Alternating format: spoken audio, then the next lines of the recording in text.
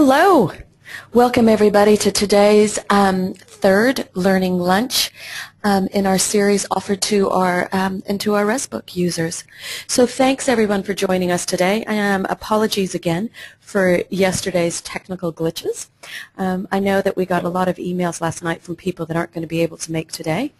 But just for those of you that are listening, because you'll probably want to listen to Anna's words of wisdom over and over again, today will be recorded. So those of you that want to watch it again, or if you know anybody that's going to want to watch it, we'll be sending out an email. But as always, it is at www.resbook.co.nz/training.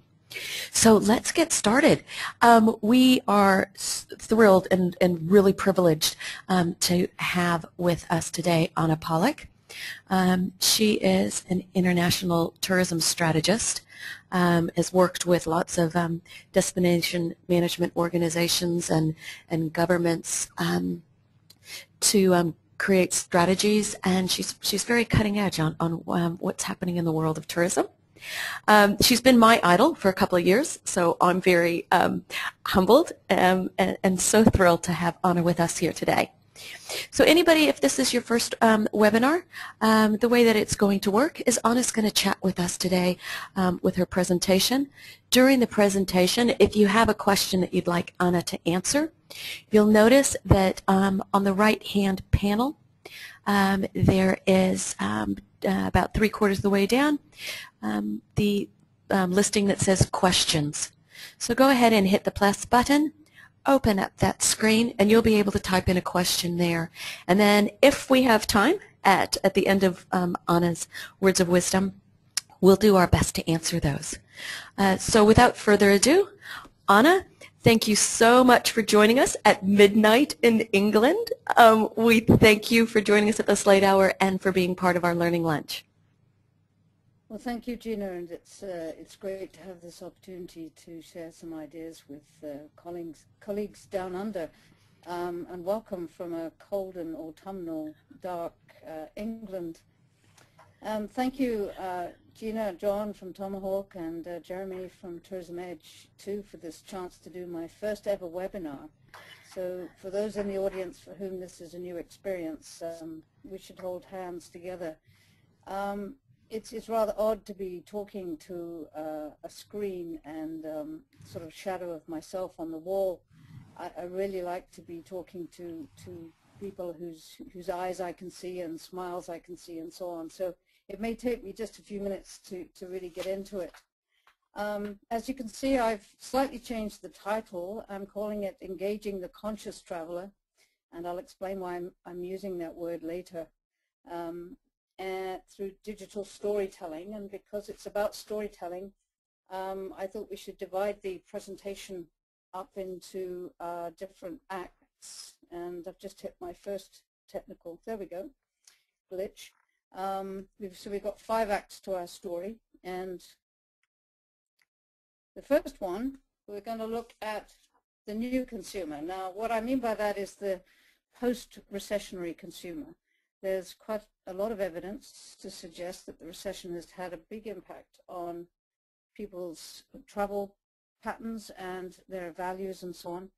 And I mentioned the word conscious, and this is the kind of traveler that you as small businesses, particularly located where you are in New Zealand and the South Pacific, these are the kind of travelers that you need to attract in the future. They're awake, they're aware, they're very demanding, but they will be the ones that will generate the yield that you're going to need to prosper in the future. The second act in my story is about the new marketing. Marketing's undergone a revolution in the last 5 to 10 years thanks to technology. And so for most of us that did Marketing 101 a few years before that, we virtually have had to forget most of what we learned then and adapt to a very different environment. So we're looking at storytelling in that context too. And one of the ways it's changed is that whereas the emphasis used to be on distribution, it's now on attraction. And in case you're worried that I'm going to show the secret, I'm not. I'm talking about how we are actually going to attract the right kind of customer to our experiences that we're offering them. And what's really happening in marketing is that the power has shifted from the seller to the buyer. And it all means that we have to master new tools of attracting and engaging and taking care of our customers. So that will be the fourth act. And then finally, because everybody wants to know how to do it, we've got a few tips on how to get started. It's a new phenomenon. A lot of us are in learning mode, and the more that we can do to help each other, the better we will be. So let's get right into how this new customer has changed. So here they are in all of their wonderful and glorious diversity. And some of these may actually be your customers. They're a diverse bunch. They're all individuals, but they do have several features in common. First of all, you may notice they are people. They are human beings. They're not targets to be aimed at. They no longer need to be persuaded to consume. Let's face it, we can barely get out of our beds in the morning and turn on the light, and we become a consumer. But what they do want is support, because all of us are trying to achieve a task, educate our children, take care of our parents, have a holiday, restore a relationship, get a mortgage, whatever it might be. And what we need more than anything else now is support. And we'll gravitate to those suppliers whom we trust will provide us with that support. And these customers, these guests of ours, are also highly adaptable, because the world they're living in is changing as well. In fact, many of these customers are changing faster than many of our suppliers are changing. And so it's really important that you stay ahead of the curve. So let's just have a look at the sort of historical context of the last few years. You'd have to admit that right up until around about 2007, for the previous 10 to 12 years, things were going pretty well in the developed world. We had year-on-year growth. Tourism was growing on average internationally at 5% per annum. And some have described that period sort of between 1995 and 2007 as nice times. In fact, it was the governor of the Bank of England who called them nice times. But he didn't mean it in the normal meaning of that adjective as pleasant. What nice meant for him was that it was a period of non-inflationary constant expansion, thanks to a growing population, the rise of the emerging markets. We had relatively cheap inputs of finance. Credit was cheap. It was available, plentiful in fact. A lot of markets were being deregulated. There was a lot of innovation, and everything just seemed to be just doing very well. We all thought that we were getting wealthier. House prices were going up, so we thought we could afford better food, more meals out, more holidays, and some went on to buy second and even third homes. And wasn't it great? And then, of course, the boom bust, the bubble burst, and the recession started to really hit home somewhere around 2007, really hitting a lot of countries in 2008. And I'm sure there isn't a person in the audience that doesn't know someone who has lost a job. This certainly is the case here in the UK and the United States, or is a little bit concerned about losing their jobs. And we're just coming through what has been described as the worst recession for well over 60 years. So what's happened? What did that recession cause? Well, huge amounts of anxiety. As I say, people may have a job, but they're worried about keeping it. In this country right now, they're about to slash $85 billion in, not dollars, pounds, out of public sector spending, and that will probably result in another 800,000 people losing their employment. So when you have a situation like that, when you feel really fearful, then obviously people tighten their belts and stop behaving the way they did before. And the big $64,000 question is, will this frugality that we've seen happen over the last 2 or 3 years continue?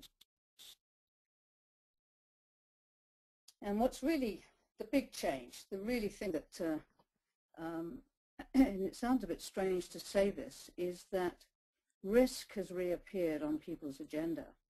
Now, for those of us that would describe themselves as boomers, we grew up hearing tales of hardship from our parents who endured a war, or their parents that endured a pretty nasty recession in the 30s.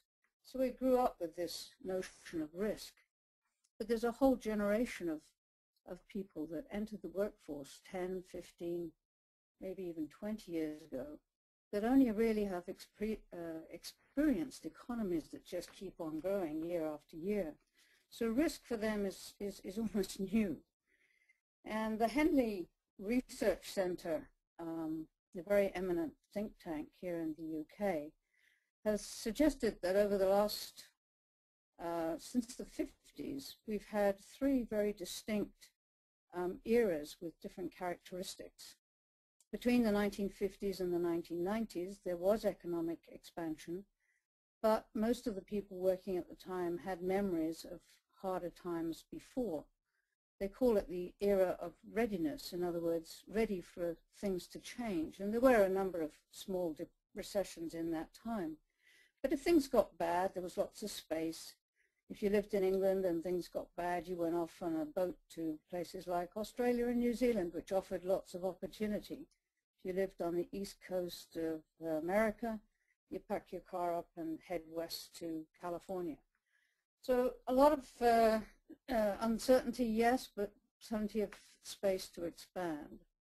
And then we went into the times I've just described, the nice times, when our economists and our bright bankers and various financial whizzes seemed to think that they had developed ways of defying financial gravity. In other words, they developed tools that would mean that the boom and bust times were over. We had a Chancellor of the Exchequer, Mr. Brown, in the UK, who actually thought that was true, and things could only continue to get better and better. And it was an era at that time when, as I said before, people were spending, they were trading up.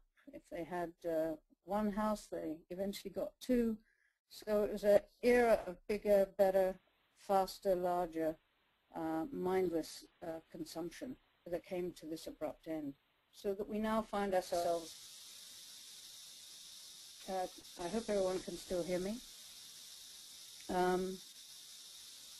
We find ourselves in now what's called an era of consequences, where people are actually reassessing their situation both personally and collectively as communities. So the big question everyone is asking is the recession over? And if so, can we go back to business as usual? Well, don't deceive yourself. I think you'll find that things will never be quite the same again. And a number of thinkers, some really good, bright minds, have identified that even before the recession, things were starting to change. But perhaps the best way of understanding this recession is as a punctuation point between one way of behaving on the planet, one way of creating and distributing wealth, and another one. So you may have heard of people like Richard Florida, who's done a lot of work in the States on the creative economy and identifying which cities will grow and which will decline. He's just written a book called The Great Reset. We have an excellent think tank here called the New Economics Foundation, which is talking about the Great Transition, how we move to a steady state economy because of the impacts of constant growth. And we have other great business minds like John Hagel and Celie Brown in the United States talking about the power of pull and how, again, the very structure and nature of how we create wealth is changing. So I think you'd have to agree that this is a pretty big time of change. And I came across this picture, which I think sort of summarizes really where the next 5 years, where we're literally making a perilous passage from one way of conducting ourselves economically and socially on the planet to another one. And this is the context in which our consumers are adjusting. Now, I called it conscious travel at the beginning because I've just spent the last few weeks doing quite a lot of research, and it's collecting research that has been conducted by large research companies, think tanks, advertising agencies, on just how that customer has changed since the recession. And these are just 3 reports. The one on the left where the girl's hair is blowing in a gale was done by the Futures Company, which is a part of the Henley Research Center and Yankelovich. The one in the middle is an extremely thorough piece of work done by a European advertising agency on the new consumer. And the one on the right, called Eyes Wide Open, Wallet Half Shut, is another piece of research by Ogilvy. And all of them have conducted mammoth surveys, not just in the UK or the United States, but around the world. And what's really fascinating to me is that even though this research and many other studies I've looked at have been conducted independently of one another, their conclusions are remarkably similar. And the language that they're using is very, very similar. Different words to describe the same phenomenon. And in short, what we're finding is that the customers are breaking into 2 groups. There's the one group that I call have got are literally diving back under the duvet, if you follow me. They're retrenching, they're spending less, they're eating fewer meals out, they're cutting back on holidays, they're watching more television, they're probably eating more ice cream, although they will have an economy brand and not Haagen-Dazs. They're probably drinking more, and they see basically the recession is something to be waited out. And it's in many cases causing this group more hardship. But there's another group, and it could easily be well above 40% of the population, particularly in developed and mature economies, who are saying, yeah, this recession maybe is not such a bad thing. It's providing an opportunity to pause and take sort of stock. There were aspects of that crazy life before the recession when we were just felt on a treadmill. We began to wonder why we were accumulating so much stuff. So maybe we've got the chance now to reimagine and recreate a whole new way of being that's a little bit more sensible. And perhaps the best way to sum up the sentiments of that group is in this quote from the Ogilvy research, where they're saying that the recession not only created this universal sense of anxiety and fear, but a greater level of consciousness across all ages and genders. So millennials, Gen Y, boomers, it's not generation specific. But the most important thing is that we've heightened our perception. It's like we've woken up from our trance, and we're much more alert and aware. Still a little bit anxious, there's no doubt about that, but we're alert and aware and vigilant whether we like it or not. Now that was from the Ogilvy report. The Euro RSG report, the one in the middle picture that I showed earlier, they talk about the consumer shifting from mindless consumption to becoming mindful. And the Henley study talks about us living in this era of consequences, when we make deliberate and considered choices based on the impact that they have on us and other people. And that's why I've, pulling together this material, have suggested that we are in fact moving into a period of conscious travel. So a lot of the other labels that are given to people that make careful, considered choices about where they go, how they spend their holidays, the impact of their travel, whether it's responsible tourism or adventure tourism or ecotourism, all of these, voluntourism, all really are manifestations of travelers that are being much more deliberate, mindful, and conscious. And these, as I said at the beginning, are the kind of travelers, the customers that you are going to have to focus on, as these are the ones that will value, will pay for experiences that they value. They will act in a responsible way, and they are the only ones that you can rely upon to produce the kind of yield that you're going to need as businesses to succeed in the next few years. So what are their characteristics?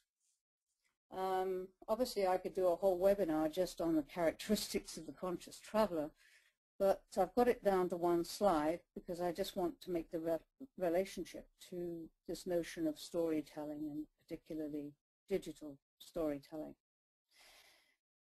The first major characteristic is that they are taking back responsibility for their own lives and planning their own lives, and not just being pushed this way and that by any advertising or marketing spin. So they want to plan their own trips. So what I think we understand in the business to be FIT, fully independent travel, is going to continue to grow and grow.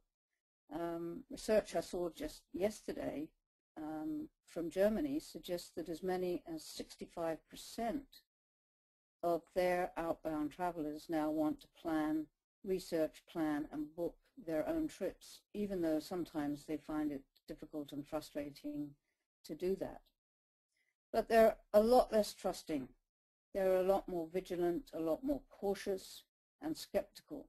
So all of this means that the more that you can do as a business, the more information you can give them, the more that you can do to make them feel at ease that you are going to deliver what they want, the more likely you are to attract their attention and hopefully make the sale. But the underlying theme is that this conscious traveler is looking for experiences they consider to be real and authentic. They want to see behind the scenes. They really want to get to know the essence of a place. They want to meet the local people. They want to eat the local food, but more than that, they want to go and catch the fish and cook the food along with somebody locally who can share with them a special recipe or a spice or what have you. So quality definitely over quantity. It's not going to be the number of holidays that people have anymore. It's the quality of the experience. And that all comes down to having met their hosts, developing good personal connections. And again, that comes back to storytelling. How do we communicate with each other? How do we get to know people but by sharing our stories? And underneath all that, again, is this desire for some kind of sense of meaning and purpose. So more and more of our visitors want to engage with, learn what's going on in the destination. And if there are issues that need to be redressed, how can they maybe volunteer? How can they give something back? So these are, I hope, just a very, very quick summary of the kind of new visitor and the context for storytelling. The second act was really about how marketing has changed. And again, we could do a whole webinar and a day's workshop on this topic. But I'm going to have to try and compress it into one slide. Many of you will have done Marketing 101, and you learned about creating products, positioning them in the marketplace for your particular target segment, promoting those products, pricing those products. And when you get right down to it, what were you doing but pushing those products on a marketplace in the hoping that somebody would buy them. So those 5 P's of marketing are really going out the window. But there are some P's, and that is the P of pull. Our customers want to take responsibility for making their own choices. What they want is to be able to pull towards them the information, the experiences they're looking for, and put their own holidays together. So instead of you pushing a product and persuading somebody to buy it, and often interrupting the customer at the time. What really is happening is you want to attract the right kind of visitor. You want them to come to you because they found information about you, and probably not from you alone, but from other people. The third thing is that because people aren't buying products, we went through a phase in tourism where we borrowed our thinking from manufacturing. And so we used all the terminology and all of the thought processes that go into making a car on an assembly line. Because that really isn't what the customer is buying. They're actually having an experience. Just talking about the attributes of a room or a tour, its length, its price, the number of attractions you visit, isn't what's going to sell. Tourism is a highly emotional experience, so it's about getting people to feel right about their choices. And we'll come back to that because storytelling is such an important part of stimulating feelings. And similarly, in the past, when we learned marketing in the 60s, 70s, 80s, it was about broadcasting a message from one supplier to many people. But now, of course, we know that our customers prefer to talk to each other. So instead of it being one to many, we're now talking about our customers, many of them, talking to many others. And instead of one message, one size that fits all, of course, we know our market is fragmented into ever smaller niches. And we have to focus on a little niche, a little activity, and work with other suppliers. So instead of seeing everyone else as a competitor, we now have to work in a collaborative way. So that's about as simple as I could compress the huge changes that have taken place in marketing. And of all of that, I'd like to draw your attention to the two words that are most relevant to our topic today, and that is the word attract and niche, because you've got to focus your business on a particular niche, and you've got to basically attract the visitor, the right visitor to your facility or service. So Act 3 really is about this law of attraction. How do you attract not just customers, but the most important word here is the right customer. There has to be an alignment between what that customer is looking for and what you can supply, or you'll never succeed.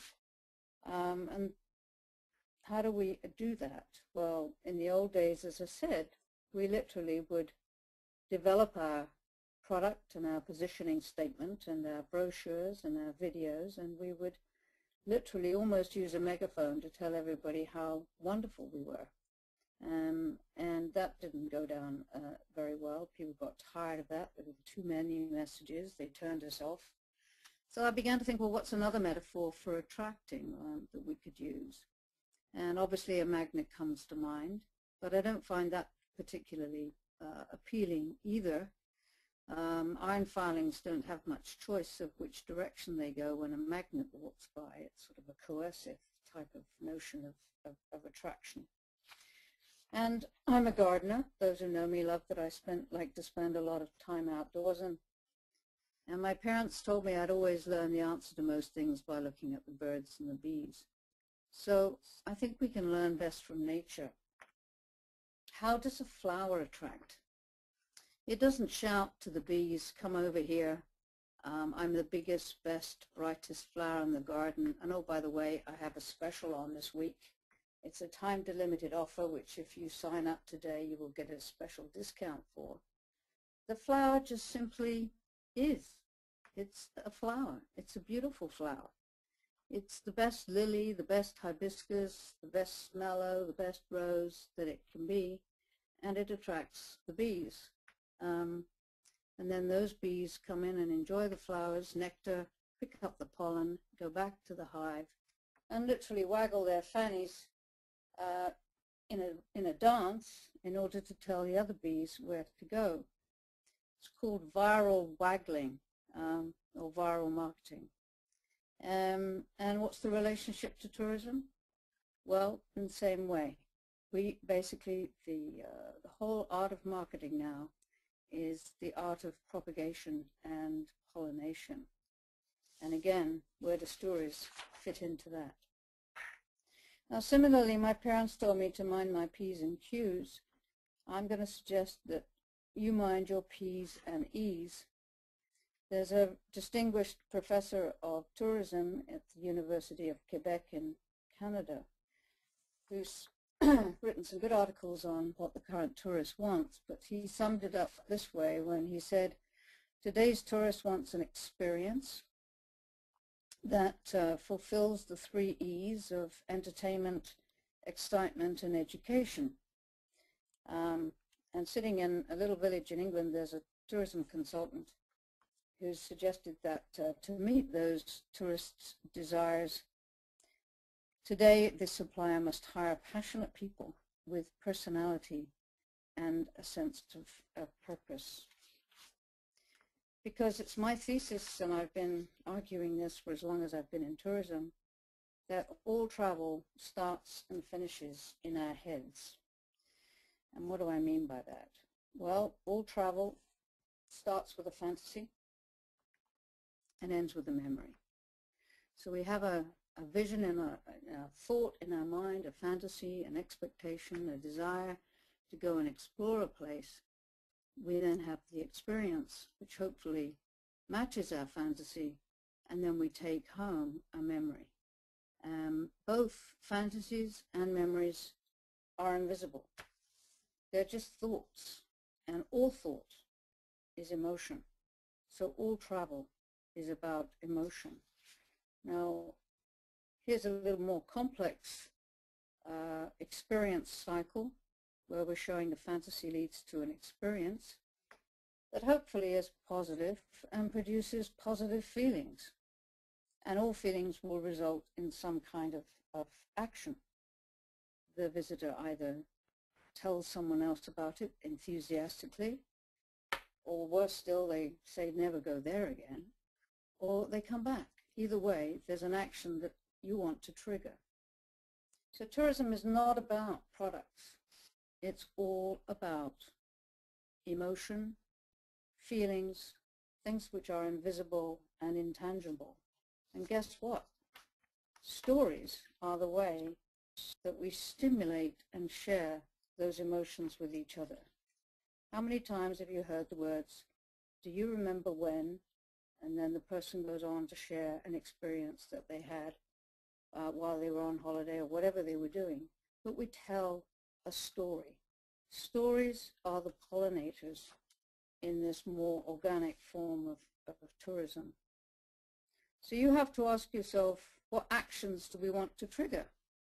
Do we want a return visit? Do we want a referral? Do we want them to rave about it, blog about it, put up their pictures on Facebook about their experience? And then ask yourself what feelings will trigger those kind of positive actions, and what experiences will trigger those kind of feelings. Because if we can excite the passion, the customer will do the propagation and the pollination. 70% of all recommendations to our peers are driven when we have an expectation-beating experience, when our fantasies are matched or exceeded. And to put it crudely, I call it the oh my God factor. If you can generate that, you'll generate a story. And a professor at Harvard, a Professor Howard Reichfeld, has suggested that in a connected world there is only one metric, and that is the metric of how many of your guests tell someone else or refer their experience and recommend that someone come and have that experience themselves. And why is that so important? Well, it's important simply because we don't trust advertising brands and companies anymore. We trust people who are just like us, who tell stories about their memories. So 58% of Americans believe what a person like me, someone I feel comfortable with, says about an organization, a brand, or a product. And the least credible source are these madmen, the slick advertisers that thrived and prospered on Madison Avenue in the 50s, 60s, and 70s. So here's the metric again. If you want to keep things really simple in your business, track how many people recommend you to their peers and people they care about. So how do you communicate to people your passion, your purpose, and your personality? Well, the first thing you need to do, obviously, is stand out. And there are hundreds of books and countless seminars on branding. But I'd like you to just stop and think for a second why that word branding gives me some reservations. Because when I first learned about branding, it was as a kid watching them stick a hot iron on the hide of a cow in order that the farmer could keep track of which ones were his and which ones belonged to his neighbor. It was a painful experience. It was something stuck onto the animal. And yet each one of those animals had their own unique personality. And if the farmer had just been able to take the time, they wouldn't have needed to put that brand on them. Similarly, I think an awful lot of brands in tourism have been imposed, if you like, somewhat artificially. Now you're running fairly small businesses. And in many cases, the brand essence, the personality of your business, is a reflection of who you are, what values you have, and go back to why you started the business in the first place. And those are all topics that can become great stories. So the task here is now to have the brand be expressed, in other words, pushed out, not pushed onto, so that the customer then can either be attracted to it or repelled by it. Don't worry if they're repelled by it, because they're not going to be the ideal customer for you. But there's another aspect of standing out is actually this notion of standing for something. A very large number of these conscious travelers that I talked about earlier are looking at purpose and meaning. They're recognizing that life is more than just making money. They don't expect businesses to just be in the business of making money, as Milton Friedman would have suggested. They're looking for companies that can make money but also make the planet a better place. They want to know what you're doing to show that you care, that you're taking responsibility for the resources that you're using, or the ways that you're treating your staff, the ways that you're putting something back into your community. So again, stories can be about what you stand for. Maybe you've got a track record for conservation, that you've protected the turtles and the beaches near you, or maybe you've planted 1,000 trees. Whatever it might be, these are important stories. So they're stories that are told by and about you. The ones that really are powerful are the ones that are told about you. But if you can start to express your personality, your passion through stories, others will certainly propagate them. They can be stories told by your guests. And don't forget your employees. They also have a lot of stories. So the most important thing, too, is to tell them with passion and enthusiasm. Now, this looks a rather interesting slide, you have to agree. But in actual fact, it would have been a little video clip from one of the latest in the Mad Men series, where those of you who've been watching this American drama, Don Draper is the creative director of an advertising agency on Madison Avenue in the 70s. And I will give you the link so you can have a watch it, because he basically shows two ways of responding to the question, why do you want this particular account? And he just shows you basically what a power of a story can do and can be. But I can't show it to you right now because you wouldn't be able to hear the sound. But when you watch it again, you will be able to hear it. So we're now into Act 4. What kind of new tools do you need to develop in order to tell stories? And why should you tell stories? Well, I think the most important thing about stories is that they've been around ever since we literally learned language and came out of the cave and sat around the fire. Stories of our experiences. I slayed the saber-toothed tiger single-handedly, or this was the fish that got away, all those kind of stories that we love to share with one another. And the reason that they're so powerful is that they speak to both sides of our brains. The side of our brain that just likes fact and is pretty linear in its thinking, that likes to deal with substance, that's the left side of the brain. But the other side is our creative side, is the side that looks and sees and pictures and feelings. That's the right side of the brain. And stories move back and forth between both sides. So you've got all of us engaged when we're listening and telling a story. And stories trigger these emotions, and we know that we remember best what we feel the most. So the more feeling that can be developed in a story, the more likely we are to remember it. And then finally, stories are just very, very efficient ways of communicating information, because it's not just fact, it's not just knowledge, it's also the context of the story and the emotional response. So it appeals to far more senses. And let's face it, travel is an incredibly sensory, and some would argue sensual experience. It involves all of your senses.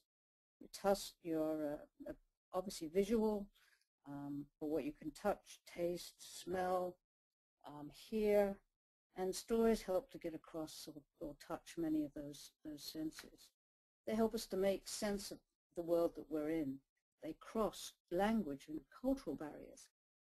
And as importantly, and again from a marketing point of view, when you start telling a story about when you were walking along this amazing beach in the South Pacific and the ocean breezes the tropical breezes were swaying the palm trees, and you sat under a coconut tree and drew in the sand, all of that kind of stuff, then you're escaping from the familiar into some other world.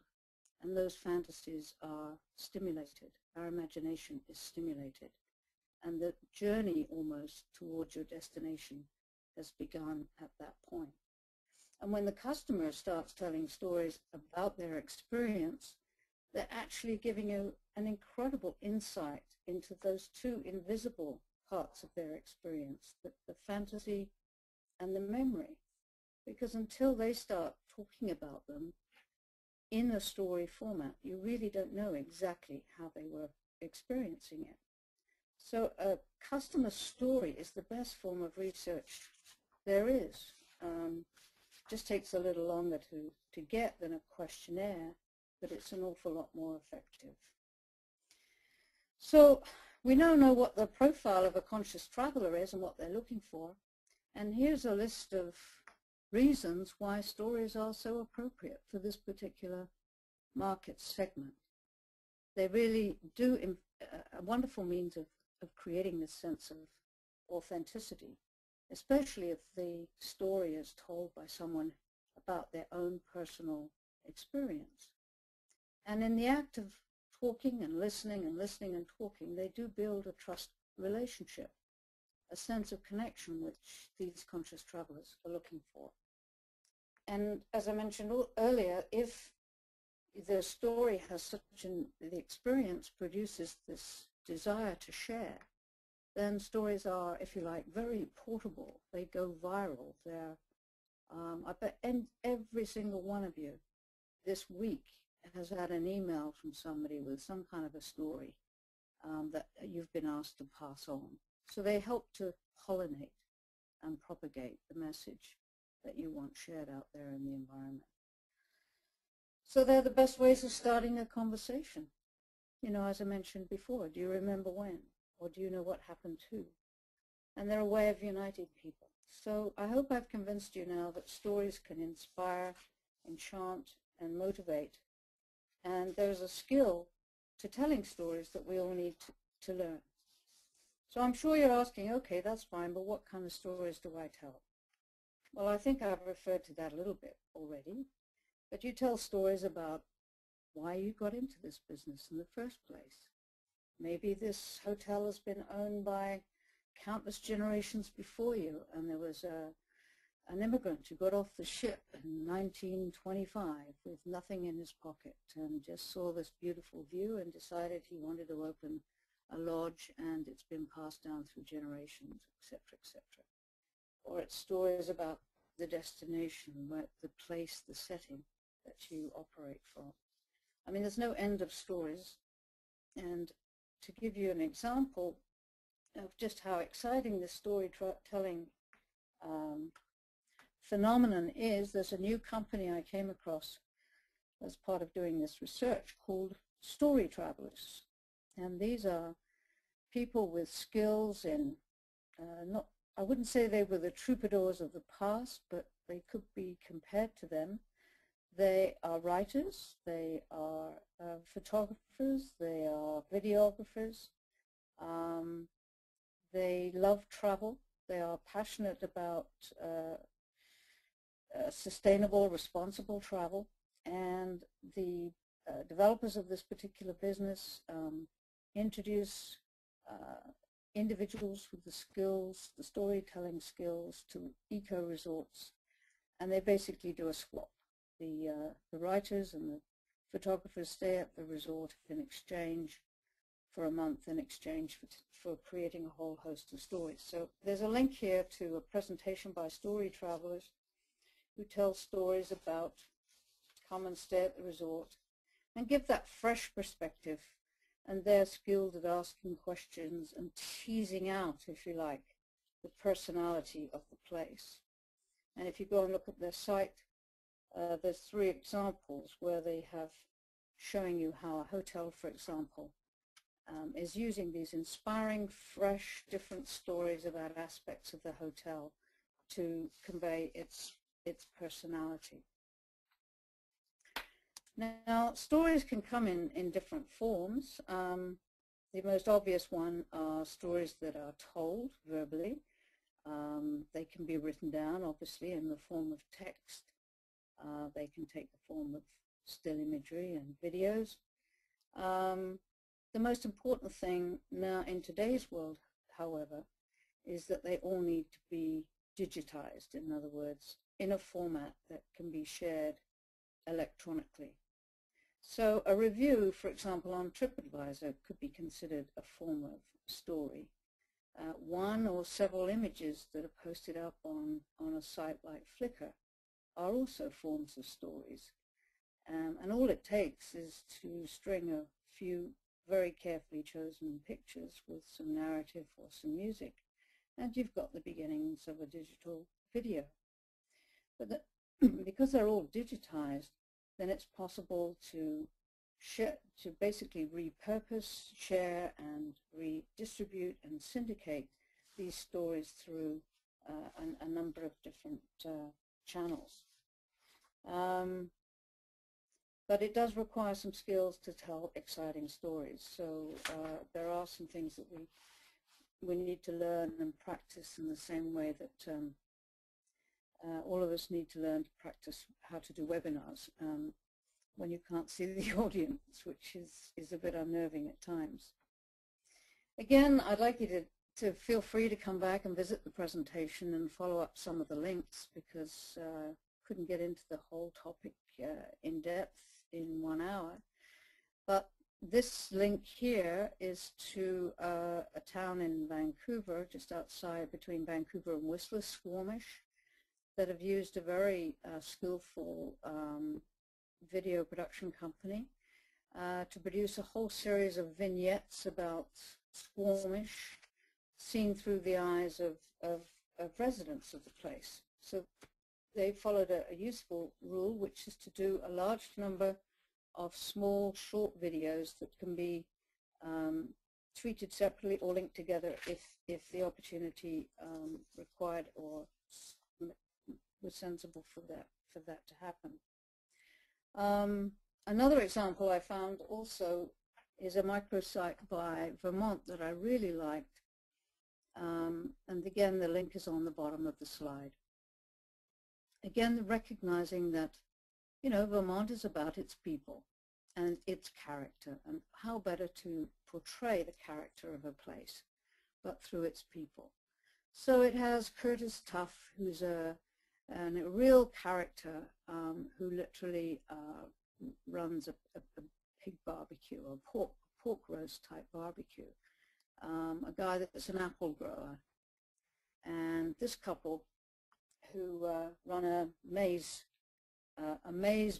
basically. It's a maze made out of corn, and you click on those and you get no more than, I think it's barely a 2-minute video about why they do what they do and some cute little stories about it. But again, a really engaging way of expressing what made that state quite different and special. So hopefully I've covered some of the, if you like, the emotional reasons for considering video, but there are some of you in the audience that will be more analytical and hard-nosed or left brain, or however you want to put it, and you're probably looking at the economics of the whole thing. So why should you do video? Well, right now your guests are watching them, or they're watching a webinar. The YouTube is now serving up 2 billion video clips a day, and people are spending a lot of time watching video on their computers. In Germany, 17.5 hours a month. They do it more than even Americans. Secondly, videos are everywhere. You assume when people are watching a video, they're watching it on TV or on their computer. But now 17.5 billion Americans are using their Blackberries or their iPhones to their smartphones to watch a video, and spending a lot of time doing so. The gadgets that everyone is eyeing up for Christmas, nearly all of them, cell phones. 85% of American adults now have a cell phone. Desktop computers, 60%. MP3 players, nearly 50%. Nearly all of these gadgets are capable of playing moving images. And probably the phenomenon is this whole growth in the tablet computer, which makes viewing images that much more pleasant than watching them on a phone. And you have to give Steve Jobs credit. He seems to nearly always get it right. They sold 1 million of their iPads in 28 days and created a whole ecosystem for other people to make money. 30,000 applications for the iPad, individual new apps created in just 6 months since the launch of the iPad, and they're expecting that tablet computers will go exceed 100 million. So there's lots of places where people can watch a video. Now, I'm no expert on search engine optimization. I'll leave that to the folks at Tomahawk.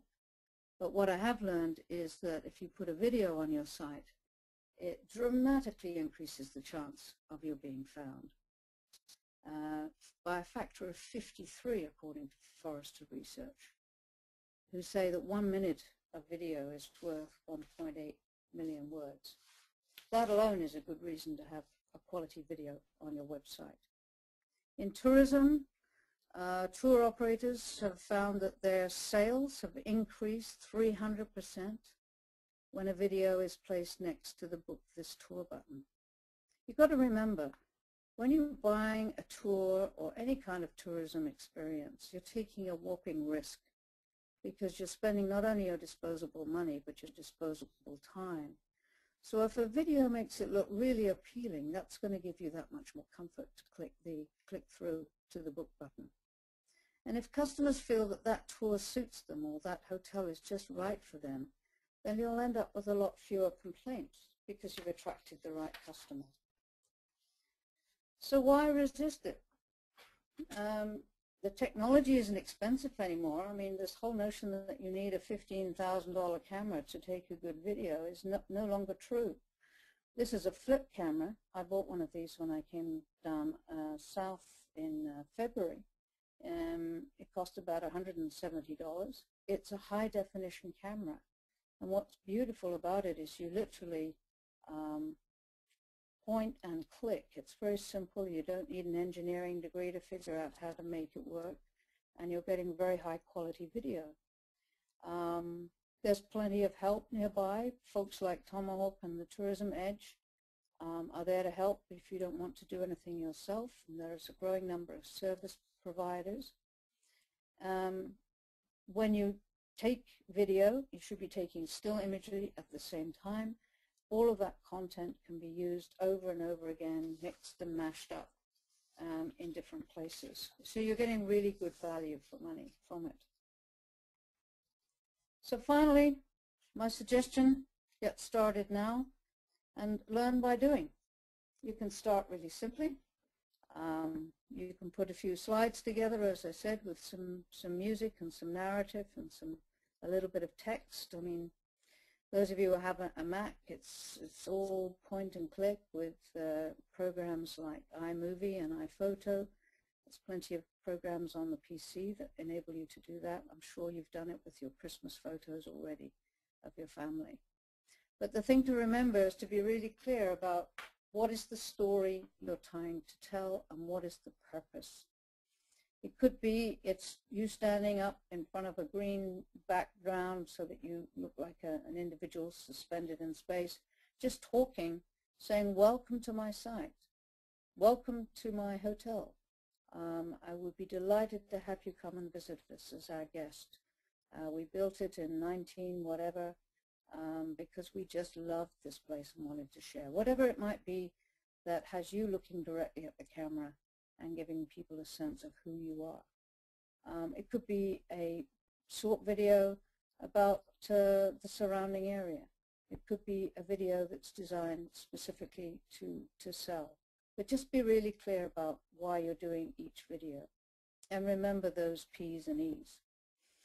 It's far better right now just to do one really well produced, really well thought out, well edited video than 5 awful ones. In fact, bad videos will do more harm than good. And all videos have to be tagged with captions. And again, these folks at Tourism Edge can help you with that, so that again they're found in the search engines. Search engines can't pick up videos per se, but they can pick up the text that's built around them and is linking. And so my last recommendation really is just to get started and start to share your experiences with each other. We can learn so much more if we collaborate. So I know I've rattled through a huge amount of information in a fairly short period of time. I hope this has opened up an area of interest to you. Here are some links to just some examples of little videos or talks about making videos, and I'm going to add to this as time goes on. But I'll stop right now so we've got a little bit of time for questions, and thank you very much for your patience. And I'm really hoping that you're still there, actually, because I can't see you. Thank you. Anna, thank you so much. Jeremy and I have just been sitting here writing all sorts of notes, even though that we're going to be able to go back and watch everything you said. But fantastic information. Thank you so much for being with us today. We do have a couple of questions.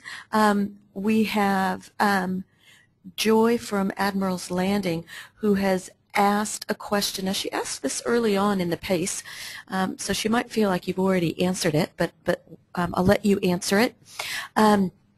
They operate a small B&B in Devonport in Auckland, and she wants to say, how important is it to talk about the activities of the area if you're an owner-operated B&B? So what would you say to that? Okay. Well, the only part of the question I got, unfortunately, because of this pinging noise, was how important is it to talk about the activities of the area? Yeah. So if you're, that's correct. Well, I think absolutely. I mean, if you could just think the word personality. I mean, it's the place. What is the personality of the place? How would you express that? Show people. Go out and take videos and show people doing things. Very good, very good. Yeah. Yeah. So, I mean, it's not just talking about it, but I mean, you can actually. Yeah, so they could take one of those little flip cameras, for example. I mean, when I was in, I had an amazing experience and visit to Samoa, and I was given this fantastic opportunity to actually go out on a flotasi and experience what that was like to be in one, not just on the shore watching those Samoan guys, rowing like crazy, but actually to be in it. And all I had was a flip camera, and the videos are just amazing because you can take them anywhere. So if you can take it on a flotasi, you could take it to the foot of a bungee jump. Very good. Or you could actually take it with you when you went over the bungee, but oh, very good. Hey, now listen to everybody who's with us watching today, and anybody who's going to be watching the recorded version. With our new acquisition with Tourism Edge, it means that all the different services that Tourism Edge offers, which is creating AV clips and creating videos, is now available here through Tomahawk. So all of our ResBook customers are going to be getting a special. We're going to be doing a special thanks to Anna's advice that this is the way to help all of our customers get more business. So we're going to be doing a special on doing AV clips and doing videos for the ResBook users as a way to help everybody increase business. So we have completely hit our mark on the time. So again, thank you to everybody who's listening today on the Learning Lunch. We look forward to any questions or feedbacks that you want to email us. And Anna, it's now 1 in the morning in England, so thank you so much for staying awake and sharing all your beautiful knowledge with us. So cheers to everybody. Yes. If I can just add one thing, I mean, I'd be more than happy to answer questions. If people email them through you to me, I'll be happy to Oh, that's very generous. Thank you so much. We'll send those through. So cheers, everybody. Enjoy the rest of your day. Anna Pollock, thank you again. Thank you.